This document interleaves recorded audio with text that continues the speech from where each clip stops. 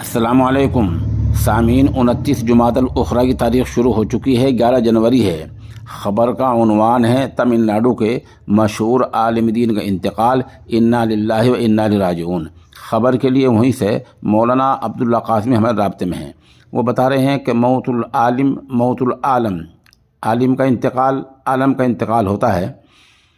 جنوب کے مشہور معروف دینی ادارہ جامعہ باقیات صالحات ویلور تمل ناڈو کے مشہور عالم دین مولانا غلام محی الدین فاضل باقوی کا رات تقریباً 12:30 بجے انتقال ہو گیا ہے۔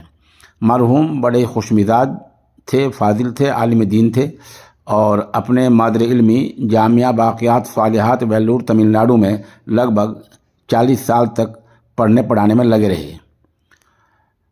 مرحوم حضرت پٹیل عبدالوہاب صاحب سابق صدر مفتی جامعہ باقیات صالحات ویلور کے بڑے فرزند ارجمند تھے۔ پسماندگان میں 2 لڑکے اور 1 لڑکی ہے۔ ان کی تعلیم جنوب کے مشہور معروف ادارہ جامعہ باقیات صالحات میں ہوئی ہے۔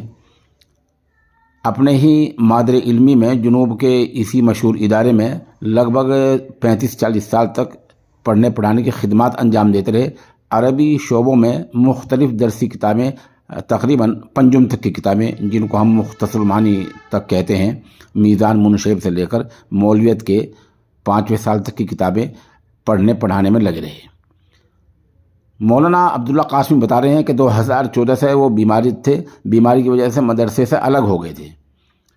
ان کا مکمل نام ہے حضرت اقدس مولانا پٹیل غلام محی الدین صاحب فاضل باقوی رحمۃ اللہ علیہ۔ نماز جنازہ مرحوم کے برادر نسبتی شیخ القراء مولانا قاری صہیب احمد رشادی دامت برکاتہم عالیہ نے پڑھائی ہے۔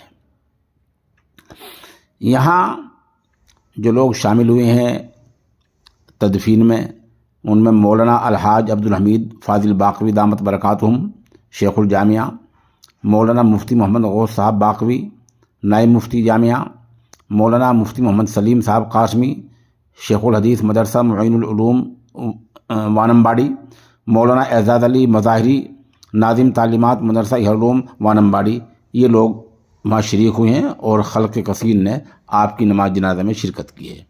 سامعین سے مرحوم کی مغفرت، درجات کی بلندی اور پسماندگان کے لیے صبر جمیل کی دعا کی درخواست کی جاتی ہے۔